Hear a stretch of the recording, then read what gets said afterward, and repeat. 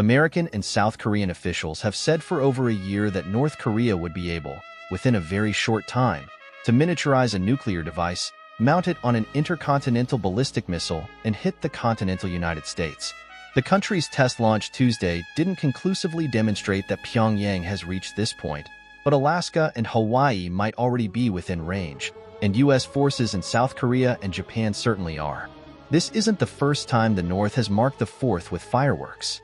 On July 4, 2006, a North Korean short-range missile barrage broke a 7-year moratorium stemming from a 1998 Taepodong missile launch that landed in the Pacific east of Japan. Tokyo responded angrily, leading Pyongyang to declare the moratorium, though it continued static rocket testing, ironically gaining a propaganda victory. In addition, the North substantially increased ballistic missile cooperation with Iran, begun earlier in the decade, a logical choice since both countries were relying upon the same Soviet-era Scud missile technology, and because their missile objectives were the same: acquiring delivery capabilities for nuclear warheads.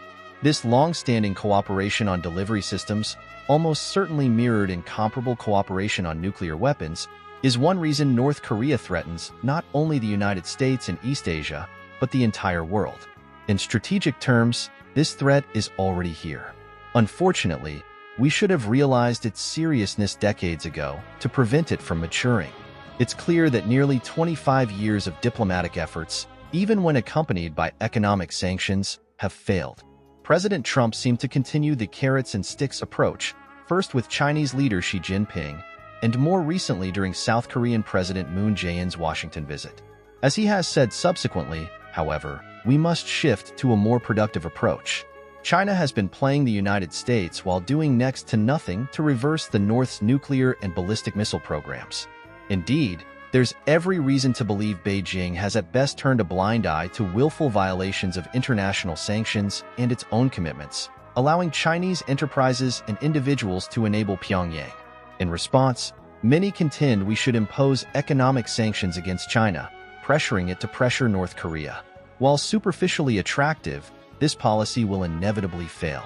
Because, however, the failure will take time to become evident. Sanctioning China will simply buy still more time for Pyongyang to advance its programs.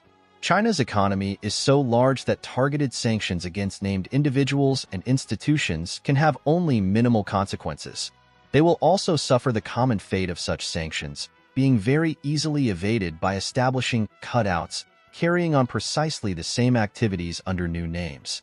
Plus, China's decades of mixed signals about the DPRK reflect its uncertainty about exactly what to do with the North. Sanctioning China might only strengthen the hand of Beijing's pro-Pyongyang faction, obviously the opposite of the result we seek. Instead, Washington should keep its focus on the real problem: North Korea. China must be made to understand that, unless the threat is eliminated by reunifying the peninsula, the U.S. will do whatever is necessary to protect innocent American civilians from the threat of nuclear blackmail. In the end, this unquestionably implies the use of military force, despite the risks of broader conflict on the Korean peninsula, enormous dangers to civilians there, and the threat of massive refugee flows from the north into China and South Korea. They can work with us or face the inevitable consequences, which will be far more damaging to China than pinprick sanctions. These are very unhappy alternatives. But the lesson of the past 25 years is that pursuing diplomacy in the face of overwhelming evidence that diplomacy could not succeed has brought us to this point. We can either accept that reality now, or be forced to accept it later, with potentially much more painful results.